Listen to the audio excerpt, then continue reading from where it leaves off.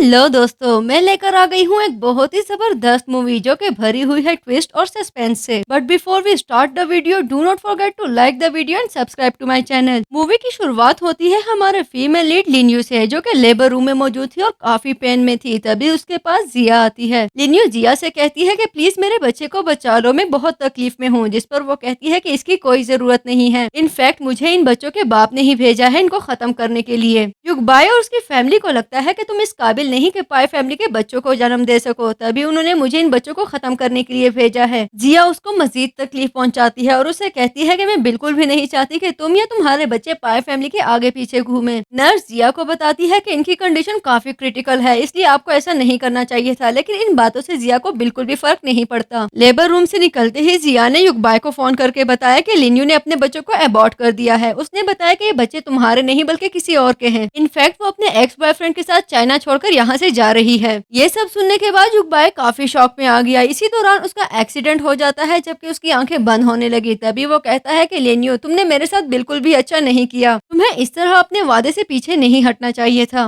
Movie आगे बढ़ती है तो हम लिन्यू को उसके दोनों बच्चे फैन और चिन के साथ देखते हैं, जिनको काफी प्रोटोकॉल मिल रहा था। मैनेजर आकर फिन को बताता है कि किसी की तबीयत काफी खराब है और वो सिर्फ आप ही ठीक कर सकते हैं, इसलिए आपको मेरे साथ चलना होगा। लेकिन फिन इनकार करते हुए कहता है कि मैं नहीं जाऊंगा। पेशेंट की जो कंडीशन तुम बता रहे हो उसको मेरे से ज्यादा किसी प्रोफेशनल डॉक्टर की जरूरत है। किसी अच्छी स्किल का होना भी एक मुसीबत है यहाँ पर। मैं अपनी मम्मी के साथ अच्छा टाइम स्पेंड करना चाहता हूँ, इसलिए तुम लोग जाओ और मुझे दोबारा डिस्टर्ब बिल्कुल भी मत करना। जिस पर लिन्यू कहती है कि हाँ, आज तो हम वैसे भी बहुत बिजी हैं, तुम्हारे फादर की एंगेजमेंट के लिए गिफ्ट जो खरीदना है। सीन शिफ्ट होता है तो हम देखते हैं कि सभी लोग युगबाई और जिया के एंगेजमेंट फंक्शन पर मौजूद हैं। सभी लोग युगबाई की प्रोफेशनल सक्सेस को डिस्कस कर रहे थे। इतने में जिया की टक्कर एक वेट्रेस से हो जाती है, जिससे जिया के हाथों में मौजूद जेट पेंडेंट नीचे गिर गया। तभी वो वेट्रेस को थप्पड़ मारते हुए कहती है कि क्या तुम्हारा दिमाग खराब है? क्या तुम्हें इतनी हसीन लड़की नजर नहीं आ रही? अगर ये पेंडेंट टूट जाता तो तुम्हारी खैर नहीं, क्योंकि ऐसी कॉम्पनसेशन करने में तुम्हें 7 जन्म लग जाते हैं। तभी वेट्रेस उससे माफी मांगते हुए वहाँ से चली जाती है। जिस पर जिया सोचती है कि इस पेंडेंट को मैं कभी भी खतरे में नहीं डाल सकती। भले युगबाई की यादाश्त चली गई है, लेकिन जिस दिन उसकी मेमोरी वापस आई वो सबसे पहले इसी की डिमांड करेगा। युगबाई की मॉम जिया को सभी गेस्ट में मिलवाते हुए कहती है कि ये एक बहुत ही वर्चुअस और खूबसूरत लड़की है। मेरे युगबाई के लिए इससे बेहतरीन लड़की पूरे चाइना में नहीं हो सकती। जिस पर जिया कहती है कि आंटी, आपने तो मेरी तारीफों में मुझे आसमान तक पहुंचा दिया है। जबकि दूसरी तरफ लिन्यू फैन और चिन के साथ वहां पहुंच चुकी थी। अंदर इंटर होने से पहले वो अपने बच्चों से कहने लगी कि कुछ हिसाब का बराबर करना बहुत जरूरी होता है। लेकिन अंदर इंटर होते ही जैसे ही जिया की नजर उस पर पड़ी, वो उसे कहने लगी कि तुम। जिस पर लिन्यू कहती है, मैं जानती हूँ मुझे जिंदा देखकर तुम काफी डिसअपॉइंट हो चुकी होगी। तुमने उस डॉक्टर के साथ मिलकर मुझे मारने की भरपूर कोशिश की, लेकिन तुम्हारी बदकिस्मती है कि मैं अभी तक जिंदा हूँ। जिस पर युगबाई के पेरेंट्स को काफी गुस्सा आता है। तभी उसके डैड कहते हैं कि तुम एक बहुत ही बेशरम लड़की हो, पहले मुंह काला किया और अब तुम में इतनी हिम्मत है कि बच्चों को लेकर यहाँ पर पहुंच चुकी हो। जिस पर लिन्यू कहती है कि क्यों न लाती अपने बच्चों को यहाँ पर, आखिर ये युगबाई का ही खून है और वैसे भी मेरी सिस्टर की एंगेजमेंट पर इससे अच्छा मैं उसको क्या गिफ्ट दे सकती थी। युगबाई की मॉम सिक्योरिटी गार्ड से कहती है कि इन तीनों को उठाकर बाहर फेंक दो, मैं इनको बिल्कुल भी फंक्शन का मजा खराब करने नहीं दूंगी। लेकिन फैन सिक्योरिटी गार्ड्स को रोकते हुए कहने लगी कि कोई भी आगे ना बढ़े, अगर किसी ने मेरी मम्मी को आंख उठाकर भी देखा तो उसकी खैर नहीं, मैं अकेला बिल्कुल मत समझना। जिस पर जिया कहती है, लगता है तुमने कुछ ज्यादा ही ड्रामे देख लिए हैं, जो खुद को किसी बड़ी कंपनी का सीईओ समझती हो। जबकि दूसरी तरफ युगबाई अपने मैनेजर के साथ अपने घर जा रहा था। तभी मैनेजर उसको बताता है कि मुझे इन्फॉर्मेशन मिली है कोई लड़की आपके घर पे सीन क्रिएट कर रही है। लेकिन उसे तो जैसे इस बात से बिल्कुल भी फर्क नहीं पड़ा। तभी अपने मैनेजर से कहने लगा, देखो 7 साल हो चुके हैं मेरी यादाश्त खोए हुए। पिछले 7 सालों से सिर्फ जिया ही मेरे पास थी। उसने मेरी बहुत ज्यादा केयर की और मुझे बहुत ज्यादा सपोर्ट किया, लेकिन इस सब के बावजूद भी मेरे मन में उसके लिए वो जगह ना बन सकी जो बननी चाहिए थी। मूवी आगे बढ़ती है तो फैन जिया से कहने लगी कि मुझे कुछ भी प्रिटेंड करने की कोई जरूरत नहीं, मैं ऑलरेडी एक बहुत बड़ी कंपनी की सीईओ हूँ। तभी जिया उसके मुंह पे थप्पड़ मारते हुए कहती है कि तुम्हें कोई हक नहीं पहुंचता इस तरह बड़ों के बीच में बात करने का। चिन अपनी सिस्टर को डिफेंड करने के लिए आगे बढ़ा तो लिन्यू उसको रोकती है। तभी जिया लिन्यू से कहने लगी कि अपने बच्चों समेत नीचे बैठकर मुझसे माफी मांगो तो शायद मैं तुम्हारे बच्चों पे तरस खा लूं। ये सुनना ही था कि लिन्यू से गर्दन से दबोच के उसके मुंह में टिश्यू पेपर ठोंस देती है और उसे कहती है कि एक लफ्ज भी मजीद मेरे बच्चों के बारे में मत कहना। इतने में वहाँ पर लिन्यू के गार्ड्स पहुंच चुके थे, जिन्हें सिया अपने गार्ड समझ रही थी। तभी उनसे कहती है कि इन तीनों को बाहर फेंको। गार्ड सिया को हिट करते हैं, जिस पर वो कहने लगी कि तुम्हारा दिमाग खराब हो गया है, तुम मुझे पहचान नहीं रहे। फैन उससे कहती है कि ये तुम्हारे नहीं हमारे गार्ड्स हैं और ये तुम्हारा सफाया कर देंगे क्योंकि ये सभी इंटरनेशनल फाइटर्स हैं। युगबाई की मॉम उनसे कहती है कि मेरे बेटे को आने दो, मैं उन्हें बताऊंगी कि तुम तीनों ने मिलकर यहाँ पर क्या तमाशा बनाया है। तभी वहाँ पर युगबाई आ जाता है, जिसकी पहली नजर लिन्यू पे पड़ती है। तभी वो सोचने लगा कि ये चेहरा इतना जाना पहचाना क्यों लग रहा है, क्या मैं इसे जानता हूँ। जिया युगबाई से कहती है कि प्लीज मुझे बचा लो, देखो ये लड़की तो मुझे जान से ही मार देगी, इसने मुझे इतना बुली किया मैं तुम्हें बता नहीं सकती। जबकि लिन्यू सोच रही थी कि अगर मैंने एक दफा और इसको नजर भर के देखा तो शायद मेरे इरादे कमजोर पड़ जाएं। युगबाई पूछता है कि ये लड़की कौन है। तभी उसके डैड उसको बताते हैं कि तुम्हें बताते हुए बहुत शर्म आ रही है, लेकिन ये जिया की सिस्टर है। आज से 7 साल पहले इसने किसी ड्रंकट के साथ मुंह काला किया था और उसके साथ प्रेग्नेंट हो गई थी। तभी उसी के साथ चाइना छोड़कर चली गई, लेकिन मेरा ख्याल है कि अब उसने भी इसको छोड़ दिया है। तभी मुंह उठाकर उसका गंदा खून लेकर यहाँ वापिस आ गई। तभी लिन्यू उनसे कहती है कि अपनी जुबान संभाल के बात करना। युगबाई लिन्यू से कहता है कि बदतमीजी बिल्कुल भी मत करना, जिस पर वो कहती है कि इनसे मैं तमीज से बात करूँ, माय फुट। युगबाई उसे मजीद कुछ कहता है। तभी चिन उसे कहता है कि मॉम और डैड प्लीज लड़ना बंद कर दें, क्या आप बाकी कपल्स की तरह प्यार से नहीं रह सकते। युगबाई कहता है कि डैडी क्या तुम्हारा दिमाग खराब हो गया, मैं तुम लोग के डैडी बिल्कुल भी नहीं हूँ, इसलिए मुझे डैडी मत बुलाओ। जिस पर वो कहता है कि जी नहीं, हमने पूरी इन्वेस्टिगेशन करवाई है, आप ही हमारे डैडी हैं। जिया लिन्यू से कहती है कि क्या तुमने अपने बच्चों की यही तरबियत की है कि वो किसी को भी डैडी बोलते फिरे, एटलीस्ट इनको इनके फादर से ही इंट्रोड्यूस करवा देती। तभी चिन कहता है कि देखें हमारे डैडी को इतने यंग है और फिर भी अंधे हैं, क्या आपको अपने बच्चे नजर नहीं आते। जबकि लिन्यू मन ही मन में सोच रही थी कि ठीक है याददाश्त चली गई तो मुझे भूल गया, लेकिन अपने बच्चों को भी नहीं पहचान पा रहा, कितना स्टूपिड है ये इंसान। लेकिन युगबाई तो अपनी ही लड़ाई लड़ने में मसरूफ था। तभी चिन से कहता है कि तुम मुझे ब्लाइंड कह रहे हो, जिस पर जिया से कहती है कि इनसे उलझने की कोई जरूरत नहीं, जाने दो इन्हें। युगबाई लिन्यू से कहने लगा कि मैडम अपने बच्चों को उनके बायोलॉजिकल फादर से मिलवा दें और उनसे कहें कि इनकी रिस्पॉन्सिबिलिटी उठाए, अगर वो नहीं उठाता तो वो बिल्कुल भी एक आदमी नहीं है। जिस पर लिन्यू कहती है कि आदमी क्या, वो तो इंसान ही नहीं है जो अपने बच्चों को ही नहीं पहचान पा रहा। जिया ने जब फील किया कि लिन्यू की सारी बातें युगबाई को टच कर रही हैं, तभी वो कहने लगी कि तुमने मेरा सारा फंक्शन बर्बाद करके रख दिया। इस बात पर लिन्यू उसको थप्पड़ मारती है, जिस पर युगबाई उसे कहता है कि अगर तुमने इसको एक दफा और हिट किया तो मैं तुम्हें यहाँ से निकालने पर मजबूर कर दूंगा। जिस पर फैन उसको वार्न करते हुए कहती है कि डैडी आप मेरे मॉम से इस तरह बात बिल्कुल भी नहीं कर सकते। तभी वो कॉल मिलाकर कहती है कि मैंने अपना माइंड चेंज कर लिया है, वो डील कैंसिल कर दो। जिया उसको रोकते हुए कहती है कि अपना नाटक बंद करो, हर टाइम खेलना अच्छा नहीं होता और हाँ ड्रामे थोड़े कम देखा करो। तभी युगबाई का मैनेजर आकर उसको बताता है कि दूसरी कंपनी की तरफ से $1 मिलियन का प्रोजेक्ट कैंसिल हो गया है। ये सब सुनने के बाद जहाँ युगबाई काफी शौक हुआ, तभी फैन उसे कहती है कि अगर आइंदा आपने मेरी मॉम को हर्ट किया तो आपको इससे भी बड़ा नुकसान हो सकता है। जिस पर जिया कहती है कि $बिलियंस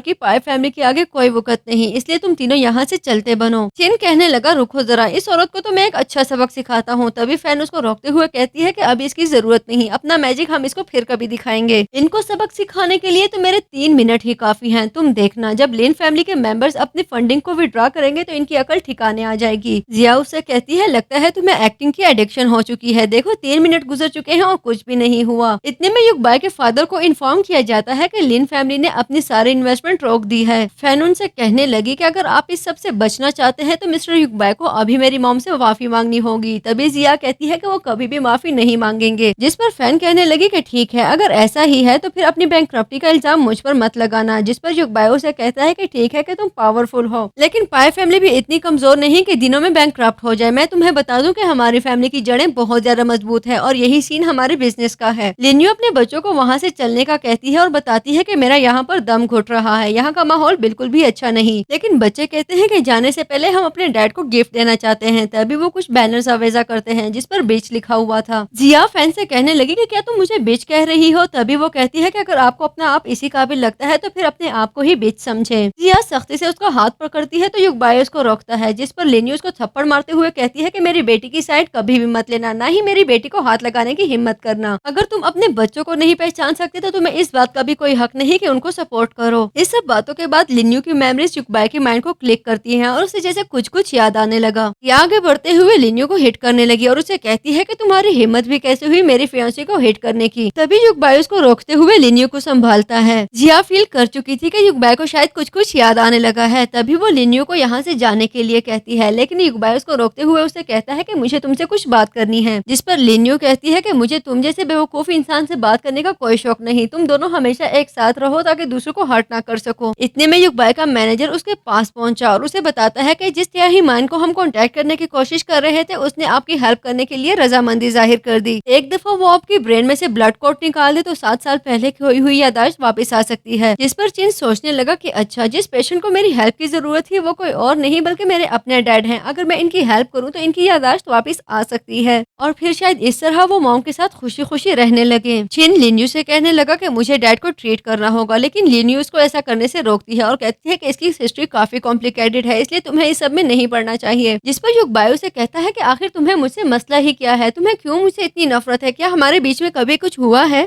तो लिन्यू उसको हिट करती है। तभी युग बायो कहता है कि हमारे बीच में जो कुछ भी हुआ है उसको मैं जरूर फिगर आउट करूंगा। चिन्नू से कहता है कि डैड आप परेशान मत हो, मैंने अपने आप से वादा किया है कि मैं आपकी हेल्प जरूर करूंगा। जिया उसे कहने लगी कि क्या तुम पागल हो, खुद को कोई न्यूरोलॉजिस्ट समझते हो? जिस पर वो कहता है कि हाँ, मैं न्यूरोलॉजिस्ट से भी बहुत बढ़ के हूँ। चिन आगे बढ़ के उसको ट्रीट करने लगा, तभी जिया उसको पुश करते हुए उसे रोकती है। जिस पर फैन अपने डैड से कहती है कि आप इसके साथ मिलकर एक टीम बना रहे हैं और हम सबको तंग कर रहे हैं। इस सब ने तो युग बाय को जैसे चौंका ही दिया। तभी वो सोचता है कि इस लड़की के नेक पे मेरी तरह बर्थ मार्क मौजूद है और उसका बिहेवियर भी बिल्कुल मेरी तरह है। मुझे समझ नहीं आ रही कि ये सब क्या हो रहा है। फैन अपने डैड से कहती है कि आपके दिमाग में क्या पानी भरा हुआ है जो इतनी बुरी औरत आपको नजर नहीं आ रही। चिन जिया से कहने लगा, पता नहीं आपका मकसद क्या है, आप डैड को ठीक होने क्यों नहीं देती? जिस पर जिया कहती है कि मैं तुम्हारे हाथों इसकी जिंदगी को खतरे में नहीं डाल सकती। तभी चिन कहता है कि मैं देख रहा हूँ, आप उनको ठीक होने नहीं दे रही, बल्कि आप चाहती ही नहीं कि उनकी याददाश्त वापस आ जाए। मेरे अलावा इनको कोई भी क्योर नहीं कर सकता, लेकिन आप मुझे इनको ट्रीट करने नहीं दे रही और मैं देख सकता हूँ कि आप नहीं चाहती कि ये ठीक हो जाए। तभी लिन्यू कहती है कि ये सब बाहर में जाए, युग बाय हमारी तरफ से जिए या मरे हमें बिल्कुल फर्क नहीं पड़ता। चिन उनसे कहने लगा कि मैं आपको बता रहा हूँ कि असल तिनयाही मैं ही हूँ, लेकिन ऐसे लगता है जैसे आपको यकीन बिल्कुल भी नहीं आ रहा। चलिए आपके लिए मैं ये प्रूव कर देता हूँ। वो विसल करता है और विसल सुनते ही सभी टीम उनके सामने पहुंच गई। तभी वो सब कहने लगे कि ये सब सिर्फ एक्टर्स हैं जिनको पैसे देकर हायर किया गया है। युग बाय की मॉम चिन की सिक्योरिटी इंचार्ज को पैसे देते हुए कहती है कि मैं जानती हूँ, ये 100 युवान अपने पास रखो और सबको बताओ कि तुम्हें पैसे देकर हायर किया गया है। तभी वो कहता है कि मुझे किसी ने हायर नहीं किया और मैं एक प्रोफेशनल गार्ड हूँ। तभी वो कहने लगी कि ठीक है, मैं समझ गई, तुम्हें 100 युवान नहीं चाहिए, चलो मैं 200 युवान दे देती हूँ, लेकिन सबको बताओ। जिस पर जियाउन से कहने लगी कि आपको पैसे देने की कोई जरूरत नहीं, जब रियल तिनयाही को पता चलेगा कि ये बच्चा उनको इम्पर्सोनेट करके लोगों को धोखा दे रहा है तो आप देखना इन सबको एक अच्छा सबक सिखाया जाएगा। तभी युग बाय के डैड आगे बढ़ते हुए लिन्यू को हिट करने लगे और कहते हैं कि तुम्हारी वजह से हमारा सारा प्रोग्राम खराब हो चुका है। लेकिन युग बाय उनको रोकता है और वो खुद भी हैरान था कि मैं अपने डैड को क्यों रोक रहा हूँ। चिन के इशारे पर गार्ड्स वहाँ से चले गए। तभी फैन कहती है कि डैड आपको सिर्फ मेरा भाई ही ट्रीट कर सकता है। जिस पर जिया उसको अच्छा खासा डांटती है और कहती है कि अपनी बकवास बंद करो, अगर ट्रीटमेंट को लेकर एक भी और लफ्ज कहा तो मुझसे बुरा कोई नहीं होगा। चिन युग बाय से कहने लगा कि डैड मैं आपको क्योर करने वाला हूँ, अगर आपको बहुत ज्यादा पेन हो जाए तो मुझे जरूर बताना। तभी वो उसका हाथ पकड़ता है जिससे युग बाय को कुछ शॉक्स लगते हैं और उसकी मेमोरीज वापस आने लगी। युग बाय का हाथ छोड़ते ही चिन की तबीयत खराब होने लगी। तभी लिन्यू उसको लेकर डॉक्टर के पास जाती है। उनके जाने के बाद जिया युग बाय से कहने लगी, मुझे पता था ये सब फ्रॉड है, अब वो चले गए हैं, मुझे लगता है कि हमें एंगेजमेंट कर लेनी चाहिए। तभी युग बाय कहता है कि मेरी तबीयत ठीक नहीं है, मैं जा रहा हूँ। युग बाय के जाते ही सभी गेस्ट बातें बताने लगे और कहने लगे कि देखो ऐसे लगता है जैसे उसको अपना प्यार वापस मिल गया है और वो अपने बच्चों के पास चला गया है। जिस पर जिया कहती है कि मैंने 7 साल सिर्फ अपनी मेमोरीज बनाने में लगा दिए, लेकिन इस लड़की ने एक दिन में मेरा सारा काम खराब कर दिया है, इसको मैं बिल्कुल भी छोड़ूंगी नहीं। चिन को होश आया तो फैन उसके पास जाकर उससे पूछती है कि तुमने इतना ड्रामा क्यों किया जबकि मैं जानती हूँ कि तुम बिल्कुल ठीक हो। जिस पर वो कहता है कि मैं मॉम और डैड को एक साथ देखना चाहता हूँ और मैं जानता हूँ मेरी बीमारी की वजह से उन दोनों को एक दूसरे के पास आने का मौका मिल जाएगा। जिस पर फैन कहने लगी कि डैड एक अच्छे इंसान बिल्कुल भी नहीं है, अगर वो मॉम के पास आ भी गए तो उनको सिर्फ हर्ट ही करेंगे। डॉक्टर चिन को चेकअप करने के बाद लिन्यू को बताता है कि ये बच्चा बिल्कुल ठीक है, एक्चुअली इसके कुछ पुराने जख्म है जो अच्छे से ठीक नहीं हो सके, इसकी वजह से इसकी तबीयत खराब हो गई। होश में आने के बाद चिन कहने लगा कि मुझे किसी भी तरह डैड को ट्रीट करना होगा। तभी फैन उससे कहती है कि क्या तुम्हारा दिमाग खराब है, अपनी खुद की हालत क्या तुम्हें नजर नहीं आ रही जो अभी तक उस बेवकूफ इंसान को ठीक करने की बातें कर रहे हो। लिन्यू उनसे कहती है कि तुम्हारे डैड को कुछ नहीं हुआ, वो बिल्कुल ठीक है, बल्कि ये सब हमसे जान छुड़ाने के नाटक है। जिस पर चिन सोचता है कि इन दोनों के बीच में अभी तक काफी मिसअंडरस्टैंडिंग्स हैं जिसको मुझे दूर करना होगा। मॉम और डैड को एक साथ ज्यादा से ज्यादा समय बिताना चाहिए ताकि वो एक दूसरे के करीब आ जाए। तभी वो लिन्यू से कहता है कि डैड की कंपनी के साथ हमारी कोलैबोरेशन है, इसलिए आप जाकर उस सबको हैंडल करें, फैन यही मेरे पास रहेगी, इसलिए आपको परेशान होने की कोई जरूरत नहीं। जबकि दूसरी तरफ युग बाय का मैनेजर उसको बताता है कि दूसरी कंपनी की तरफ से उनका रिप्रेजेंटेटिव बस आता ही होगा। लिन्यू युग बाय से मिलने के बाद बैठने लगी। तभी युग बाय उसको रोकते हुए अपने पास बिठाता है जिससे युग बाय की मेमोरीज एक दफा फिर उसके माइंड को हिट करती हैं। तभी वो सोचने लगता है कि ये लड़की इतनी जानी पहचानी क्यों लगती है। लिन्यू खुद को संभालते हुए उसके पास से उठने लगी। तभी वो पूछता है कि क्या हम पहले भी कोलैबोरेट कर चुके हैं, तुम इतनी जानी पहचानी क्यों लग रही हो। जिस पर वो उसके मुंह पे थप्पड़ मारते हुए कहती है कि तुम्हें शर्म आनी चाहिए, एक बाउल से खाना खाते हो जबकि नजर तुम्हारी पॉट पर हैं। तुम्हारी एंगेजमेंट हो चुकी है और फिर भी मेरे साथ टची होने की कोशिश कर रहे हो, जिस पर वो माफी मांगता है। जबकि मन ही मन में सोच रहा था कि जिस तरह ये लड़की मेरे मन को भा रही है उस तरह से जिया क्यों नहीं भाती। युगबाई प्रोजेक्ट को एक्सप्लेन कर रहा था जबकि लीन्यू उसकी तरफ गौर से देखते हुए सोच रही थी कि 7 साल गुजरने के बावजूद भी ये आज तक उतना ही हैंडसम है। लेकिन फिर खुद ही अपने ख्याल को झटकते हुए कहने लगी कि देखो इसने मुझे कितनी बुरी तरह हर्ट किया और मैं अब भी इसके बारे में इस तरह की बातें सोचती हूँ। अपनी अटेंशन डाइवर्ट करने के लिए वो कॉफी का मग गिरा देती है। तभी युगबाई वो जगह साफ करने लगा। इस दौरान वहाँ पर जिया पहुँच चुकी थी जो उन दोनों को एक साथ इस तरह से देखकर काफी शौक हुई। जिया लिन्यू को दूर करते हुए उसे कहने लगी कि तुम एक स्कीमर हो जो मेरे फियांसे को मुझसे छीनने की कोशिश कर रही हो। जिस पर युगबाई जिया से कहने लगा कि ओवर रिएक्ट करने की कोई जरूरत नहीं है, हम सिर्फ अपनी पार्टनरशिप को डिस्कस कर रहे थे। जबकि इस दौरान फैन और चिन भी वहाँ पहुँच चुके थे। तभी फैन कहने लगी कि तुम्हारी हिम्मत भी कैसे हुई मेरी मम्मा को बुली करने की, मैं तुम्हें छोड़ूंगी नहीं। जिया उसको हिट करने लगी लेकिन चिन उसको रोकते हुए पीछे की तरफ धक्का देता है जिससे जिया के मुंह से खून निकलने लगा। जिया खुद को संभालते हुए उससे कहने लगी कि तुम एक छोटे बच्चे हो, तुम्हें शर्म नहीं आती खुद से इतनी बड़ी लड़की को हर्ट करते हुए। जिस पर वो कहता है कि मैंने बिल्कुल भी आपको हर्ट नहीं किया, मेरे टच करने की वजह से आपके मुंह से खून निकलने लगा है, इसका मतलब यह है कि आपकी जान को खतरा है और आपको सिर्फ मैं ही बचा सकता हूँ। तभी वो कहने लगी कि अपनी बकवास बंद करो, पहले भी तुम युगबाई को बचाने की बातें कर रहे थे, उसको तो बचा नहीं सके बल्कि खुद ही हॉस्पिटल पहुँच गए। तभी लिन्यू कहती है कि छोड़ो इसे जाने दो, अगर उसको तुम्हारी बातों पे यकीन नहीं है तो तुम क्यों उसके लिए खुद को हल्कान कर रहे हो, तुम्हारी बला से उसे जो होता है हो जाए। तभी चिन कहने लगा कि मुझे अच्छा नहीं लग रहा, ये इतनी यंग है और फिर भी इनकी जान को खतरा है। फैन कहने लगी कि अगर इससे कुछ होता है तो होता रहे, हम जानते हैं कि इसने कितने गलत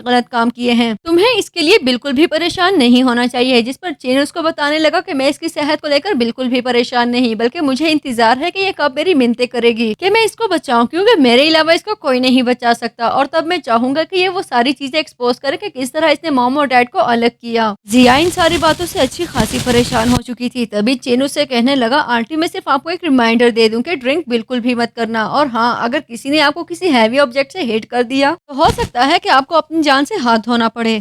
मूवी आगे बढ़ती है तो जिया रोड साइड पे वॉक कर रही थी। उसके हाथ में एक अल्कोहलिक बेवरेज मौजूद था और वो सोच रही थी कि उस बच्चे ने मुझे इसे पीने से मना किया था, लेकिन मैं उसकी किसी बात पे कान नहीं धरने वाली। मैं जानती हूँ कि वो सब झूठ है, अगर ऐसा ही होता तो वो युगबाई को ठीक कर लेता। वो एक सिप लेती है और सोचती है कि मेरी तबीयत बिल्कुल ठीक है, जो बातें उसने कही थी वो सब बिल्कुल बकवास है। लेकिन जल्द ही उसको चक्कर आने लगे और वो वहीं पर बेहोश हो गई। कुछ ही देर में वो हॉस्पिटल में मौजूद थी। उसको होश आने के बाद उसने डॉक्टर से पूछा कि क्या मैं मरने वाली हूँ। तभी डॉक्टर बताता है कि नहीं, आप बिल्कुल ठीक हैं, आपकी सारी रिपोर्ट्स बिल्कुल नॉर्मल हैं। तभी उसको अपने डैड की कॉल आती है जो उनसे कह रहे थे कि तुम्हारी शादी के सिलसिले में मुझे युगबाई से मिलना है, लेकिन वो मना करते हुए कहती है कि मैं खुद ही सब चीजें हैंडल कर लूंगी। जबकि दूसरी तरफ लिन्यू अपने दोनों बच्चों के साथ मौजूद थी। तभी फैनू से कहती है कि क्या हमारे डैड ब्लाइंड है, उसको इतनी बुरी औरत नजर नहीं आती जो उसके साथ एंगेजमेंट कर ली है। जिस पर लिन्यू कहती है कि एक तरह से ये अच्छा ही हुआ, वो दोनों एक दूसरे के लिए बने हैं और एक दूसरे को डिजर्व करते हैं और दूसरों को हर्ट भी नहीं करेंगे एक साथ रहकर। उनकी इस सब बातों पर चिन सोचने लगा कि ये दोनों तो डैड के बहुत ज्यादा खिलाफ है, इस मिसअंडरस्टैंडिंग्स को दूर करने के लिए बहुत ज्यादा समय लगने वाला है। लिन्यू बच्चों से कहने लगी कि मैं तुम दोनों को एक अच्छी जगह पर ट्रीट देने वाली हूँ और वो सभी एक रेस्टोरेंट चले गए। इसी दौरान वहाँ पर युगबाई भी जिया के साथ पहुँच चुका था, जिसको देखते ही चिन उसकी तरफ भागते हुए उसके कहता है कि डैडी क्या आपको भी यहाँ पर खाना पसंद है। जिस पर जिया उसको हाथ पकड़ते हुए उसे पीछे करती है और कहने लगी कि इसको डैडी मत बुलाया करो, ये तुम्हारे डैडी बिल्कुल भी नहीं। चिन उनसे कहने लगा कि आंटी आपकी पल्स तो पहले से भी ज्यादा तेज हो चुकी है, आपकी जिंदगी को बहुत ज्यादा खतरा है, कुछ ही दिनों में आपकी स्किन रेड हो जाएगी और हो सकता है कि आपको नोज ब्लीडिंग भी हो। अगर आप इसी तरह गुस्सा करती रही तो इससे आपके ऑर्गन्स डैमेज हो सकते हैं, इसलिए आपको बहुत ज्यादा एहतियात करनी चाहिए। बल्कि अगर मैं आपको सीधे सीधे समझा सकूं तो आपके पास जिंदा रहने के लिए सिर्फ 5 दिन है। लेकिन हाँ, अगर आप हमें सच सच बता दें कि 7 साल पहले क्या हुआ था तो हो सकता है कि मैं आपकी जान बचा लूं। तभी वो गुस्सा होते हुए कहती है कि किन 7 सालों की बात कर रहे हो, पता नहीं तुम किस सब के बारे में बात कर रहे हो। तभी वहाँ पर युगबाई के पेरेंट्स पहुँच गए जो उस पर काफी गुस्सा होते हुए कहते हैं कि तुमने तो तमाशा ही बना लिया है, अगर हमारी लाडली बहू को किसी ने एक लफ्ज भी कहा तो हम उसको छोड़ेंगे नहीं। तभी वो कहता है कि आंटी ये देखें, आपकी स्किन तो पहले ही रेड होने लगी है। जिस पर सबको काफी हैरत हुई। तभी वो देखती है कि उसकी स्किन वाकई रेड होने लगी, लेकिन वो कहती है कि ऐसा कोई मसला नहीं। इन्होंने समझाता है कि जो सिम्टम्स आपकी बॉडी शो कर रही है, आपके पास जिंदा रहने के लिए सिर्फ 3 मिनट्स बाकी हैं। जिया उसे कहने लगी कि ये रेडनेस सिर्फ मॉस्किटो बाइट की वजह से है, मैं एक सही सालम लड़की हूँ जिसको 3 मिनट में कुछ नहीं होने वाला, इसलिए तुम अपना चूरन बेचना बंद करो। युगबाई के फादर जिया से कहने लगे, मुझे लगता है कि तुम्हें हॉस्पिटल जाना चाहिए, तुम अपने चेकअप करवाओ, इस तरह से हम सबकी तसल्ली भी हो जाएगी। जिस पर वो कहती है कि मैं अभी हॉस्पिटल से आई हूँ, मेरी सभी रिपोर्ट्स बिल्कुल ठीक थी और डॉक्टर ने बताया है कि मैं परफेक्टली फाइन हूँ, इसलिए मुझे परेशान होने की कोई जरूरत नहीं। और साथ ही कहने लगी कि अगर मैं डॉक्टर के पास ना जाती तो हो सकता है कि मैं तुम्हारी बातों में आ जाती। जिस पर चिन उससे कहता है कि आपके पास सिर्फ 2 मिनट्स बाकी हैं। युगबाई की मॉम कहती है कि जैसी मॉम वैसी ही औलाद, तुमने अपने बच्चों की यही तरबियत की है कि लोगों को धोखे देते फिरे। फैन कहती है कि मेरी मॉम को लेकर मैं आपको कुछ नहीं कहने दूंगी। तभी वो कहती है कि हाँ, तुम्हारी मॉम के बारे में सब लोग जानते हैं, बिना शादी किए प्रेग्नेंट हो गई और फिर भाग गई। और अब देखो, जब उस ड्रंकर्ड ने इसको छोड़ दिया है तो मुंह उठाकर वापस यहाँ आ गई। तभी चीन सोचने लगा कि ये सब बातें तो मैं उगलवा के ही रहूंगा, आज किसी भी तरह जिया के मुंह से सबको सच सुनना ही होगा। और तभी वो जिया से कहने लगा कि कुछ ही टाइम में आपके नोज से ब्लीडिंग स्टार्ट हो जाएगी, आपके पास सिर्फ 1 मिनट बाकी है। जिस पर जिया अपनी रिपोर्ट्स दिखाते हुए कहने लगी कि मैं बिल्कुल ठीक हूँ, तुम्हारे झूठ में मैं बिल्कुल नहीं आऊंगी, जबकि नहीं जानती थी कि उसको ब्लीडिंग पहले ही स्टार्ट हो चुकी थी। चिन कहने लगा कि कुछ ही टाइम में आपको वॉमिटिंग स्टार्ट हो जाएगी और फिर आप मर जाएंगे, मैं सिर्फ आपको बचा सकता हूँ, इसलिए बेहतर है कि तुम सारी बातें सच सच बता दो। या लिन्यू से कहती है कि तुम एक झूठी लड़की थी और तुम्हारे बच्चे भी तुम्हारी तरह झूठे हैं। लेकिन जल्दी ही उसको वॉमिटिंग स्टार्ट हो गई। जिया की तबीयत हर गुजरते लम्हे के साथ पहले से ज्यादा खराब हो रही थी। तभी वो चिन से कहने लगी कि प्लीज किसी भी तरह मुझे बचा लो, मैं बिल्कुल भी मरना नहीं चाहती, इसके बदले में तुम जो कहोगे मैं मानने के लिए तैयार हूँ। तभी चिन पूछने लगा कि क्या अपना प्रॉमिस पूरा करोगी? वो कहती है कि हाँ, मैं बिल्कुल अपना प्रॉमिस पूरा करूंगी। जिस पर चिन कहने लगा कि ठीक है, अगर ऐसा ही है तो फिर सबको बताओ 7 साल पहले ऐसा क्या हुआ था मेरे मॉम और डैड के बीच में कि वो अलग हो गए। उसकी इस बात पर जिया सोचने लगी कि ये छोटा डॉन इस मौके का फायदा उठा रहा है, मैं जानती हूँ ये अपने मॉम और डैड को एक साथ देखना चाहता है। लेकिन चिन भी उसके बदलते इरादे को भांप चुका था। तभी अपनी मॉम से कहता है कि मुझे लगता है हमें यहाँ से जाना चाहिए। जिया उसे रोकते हुए कहने लगी कि अगर तुम मुझे ठीक कर दो तो मैं तुम्हें सारी बातें सच सच बता दूंगी। तभी चिन उसको ठीक कर देता है और कहता है कि अब तुम बिल्कुल फिट फाट हो। युगबाई उसे कहता है कि अब बताओ कि 7 साल पहले क्या हुआ था। तभी वो मन ही मन में कहने लगी कि तुम्हें लगता है मैं सच सच बताऊंगी, लेकिन ऐसा कुछ नहीं होने वाला। और कहने लगी कि आज से 7 साल पहले एक अंधेरी रात में मैंने एक लड़की को एक ड्रंकर्ड के साथ भागते हुए देखा था। चिन कहता है कि मुझे झूठ बोलने की कोशिश बिल्कुल भी मत करना, मैं तुम्हें पहले ही बता दूं कि तुम्हारी तबीयत पूरी तरह से ठीक नहीं हुई और तुम्हारी जिंदगी अभी भी खतरे में है।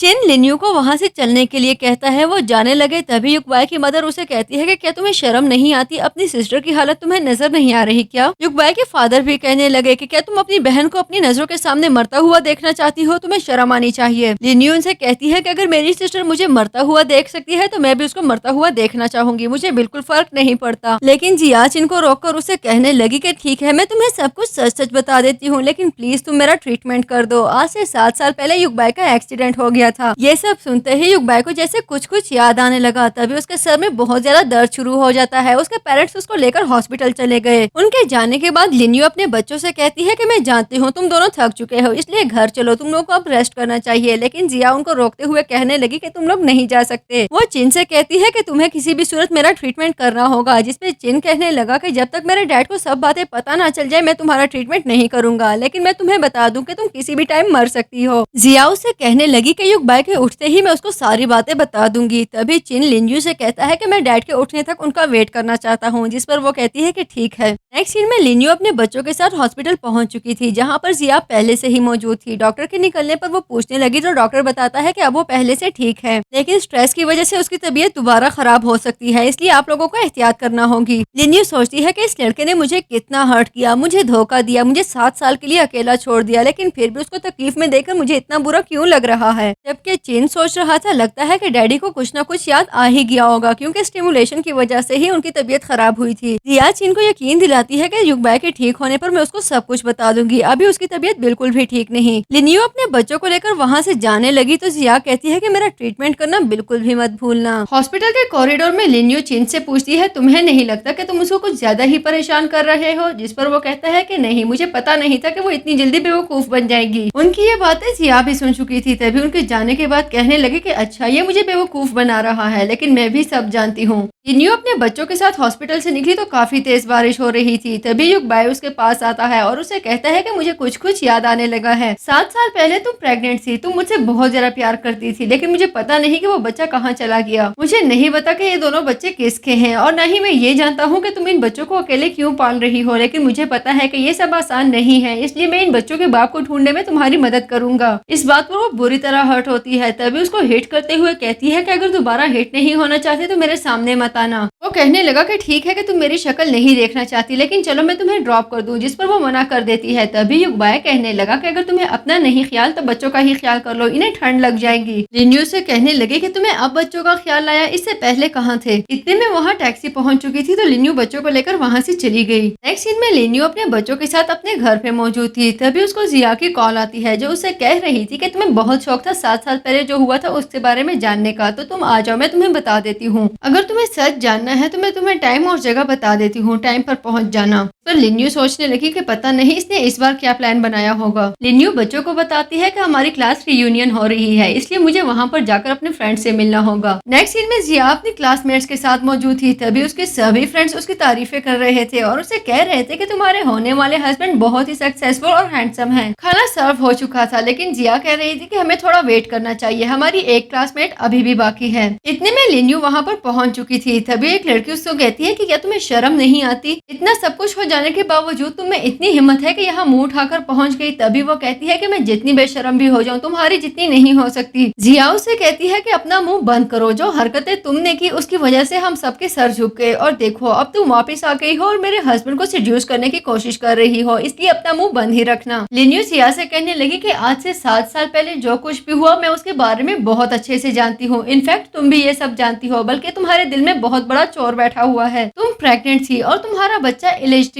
था, लेकिन तुमने सारा इल्जाम मेरे ऊपर लगा दिया। तभी जिया कहती है कि तुम्हारा मसला क्या है, हमेशा मुझसे जेलस रहती हो, इतने गंदे काम करने के बाद सारा इल्जाम मुझ पर लगा दिया। लिन्यू की फ्रेंड उससे कहती है कि अगर तुम्हारी जगह मैं होती तो अपने दोनों बच्चों को लेकर किसी दरिया में कूद जाती। तभी वो कहती है कि अपना मुंह बंद रखना, अपने बच्चों के बारे में एक लफ्ज भी किसी को कहने नहीं दूंगी। जिया के फ्रेंड की नजर उस यूएसबी ड्राइव पर पड़ गई जो जिया के पर्स से नीचे गिर गई थी। तभी वो कहती है कि देखो तुम्हारे पास आज तक वो वीडियो मौजूद है, तुम ऐसा क्यों नहीं करती कि ये वीडियो सबको दिखा दो, इस तरह लिन्यू की हकीकत खुलकर सामने आ जाएगी। तभी जिया कहती है कि नहीं, मैं ऐसा कभी भी नहीं करूंगी। लिन्यू जितनी ही बुरी सही लेकिन मेरी बहन है, मैं उसको इस तरह से शर्मिंदा नहीं कर सकती। लिन्यू से कहती है कि तुम्हें बिल्कुल भी शर्म नहीं आती, तुम जानती हो कि हमारी मॉम ने हमें कितनी मुश्किलों से पाला था, लेकिन तुम हमेशा से युगबाई के पीछे पड़ी रही, तुमने अपनी सारी जिंदगी युगबाई को सेड्यूस करने में लगा दी। तभी वो उसको कहती है कि मैंने उसको बिल्कुल भी सेड्यूस नहीं किया, बल्कि वो मुझसे प्यार करता है, इसीलिए उसने मुझसे एंगेजमेंट की है। जिस पर वो कहने लगी कि ठीक है, अगर युगबाई तुमसे इतना ही प्यार करता है तो तुमसे शादी क्यों नहीं कर लेता। ये बात जिया को काफी बुरी लगती है। तभी वो उसको थप्पड़ मार देती है। जबकि दूसरी तरफ फैन चिन से कह रही थी कि हमारे डैड बहुत ही इररिस्पॉन्सिबल है, मॉम अकेली चली गई है और मैं जानती हूँ कि वहाँ पर उनको बुली किया जा रहा होगा। चिन उससे कहता है कि हमारे डैड बिल्कुल भी इररिस्पॉन्सिबल नहीं, बल्कि उनकी यादाश्त चली गई है, जिसकी वजह से उन्हें कुछ भी याद नहीं, तभी वो ऐसा कर रहे हैं। तभी फैन कहने लगी कि हम क्या कर सकते हैं, हम ऐसा क्या करें जिससे हमारे डैडी की यादाश्त वापस आ जाए। तभी चिन कहने लगा कि उनको ज्यादा से ज्यादा स्टिमुलेशन की जरूरत है, डैड जितना ज्यादा टाइम मॉम के साथ स्पेंड करेंगे इतनी ज्यादा उनको स्टिमुलेशन मिलती रहेगी। मैंने मॉम को जानबूझ के अकेले भेजा है, मैं जानता हूँ कि उनको बुली किया जा रहा होगा, लेकिन तुम टेंशन मत लो, मैंने सभी चीजें अरेंज कर ली हैं। तभी वो अपने डैड को कॉल करके बताता है कि हमारी मॉम अकेली है और उन्हें बुली किया जा रहा है, हमें अपनी मॉम को ढूंढना होगा। और तभी वो दोनों लिन्यू को ढूंढने के लिए निकल पड़े,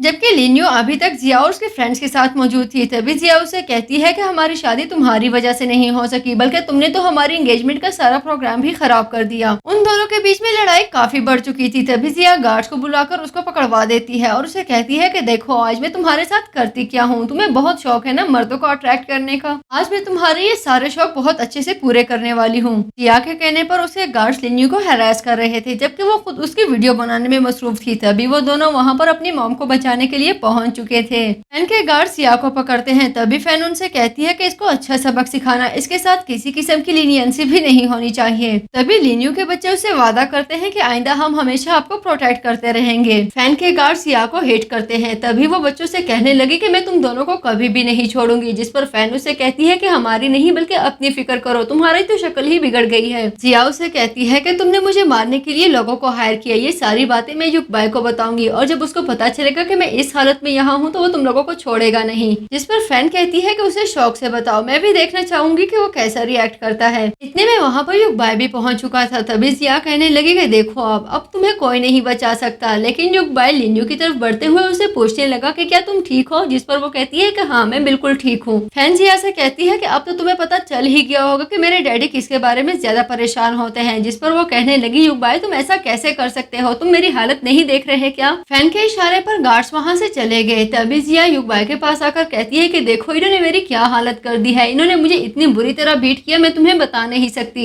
इस पर युगबाई उसे कहता है तुम्हें क्या लगता है जो कुछ तुम करती फिर रही हो उसके बारे में मैं कुछ नहीं जानता, ऐसा कुछ भी नहीं है, मुझे हर चीज की खबर है। लिन्यू को तुमने रीयूनियन में इनवाइट किया सिर्फ इसलिए कि तुम उसको सबके सामने बुली कर सको और इस बात की मुझे पहले ही खबर हो गई थी। जियाओ से कहती है कि ऐसा कुछ भी नहीं है, यकीनन तुम्हें कोई मिसअंडरस्टैंडिंग हुई होगी, वो मेरी सिस्टर है, उसे मैं क्यों बुली करूंगी। लेकिन युगबाई कहता है कि झूठ बोलना बंद करो। चेन उसको बताता है कि डैडी ये देखे मॉम का हाथ बुरी तरह से हर्ट हुआ है। तभी वो उसको उठाकर हॉस्पिटल लेकर जाने लगा। लिन्यू कहती है कि ये इतना जख्म नहीं है, ठीक हो जाएगा, लेकिन वो उसकी नहीं सुन रहा था। बच्चे भी वहाँ से जाने लगे लेकिन जाने से पहले जिया को वॉक करना बिल्कुल नहीं भूले। तभी वो कहती है कि तुम सब बस देखते जाओ, अब मैं तुम्हारे साथ करती क्या हूँ। जिया अपना बैग लेकर वहाँ से जाने लगी लेकिन गिलास टूटने की वजह से यूएसबी ड्राइव एक दफा फिर नीचे गिर गई, जिसको वहाँ पर खड़ा चिन उठा लेता है। वो यूएसबी वापस मांगती है लेकिन चिन नहीं देता और कहता है कि इस यूएसबी में जो कुछ भी है मैं सबको दिखाना चाहूंगा, सबको पता चलना चाहिए कि किस तरह तुमने मेरे मॉम और डैड को अलग रखा, तुम्हारी वजह से उनका रिलेशनशिप खराब हुआ और वो दोनों अलग रह रहे हैं। चिन वो यूएसबी ड्राइव लैपटॉप में लगाता है। तभी जिया उसे कहने लगी कि अगर तुमने जरा सी भी हरकत की तो मैं तुम्हें छोड़ूंगी नहीं। जिस पर चिन उसे कहता है कि मैं तुम्हें बचा भी सकता हूँ और तुम्हें तबाह भी कर सकता हूँ,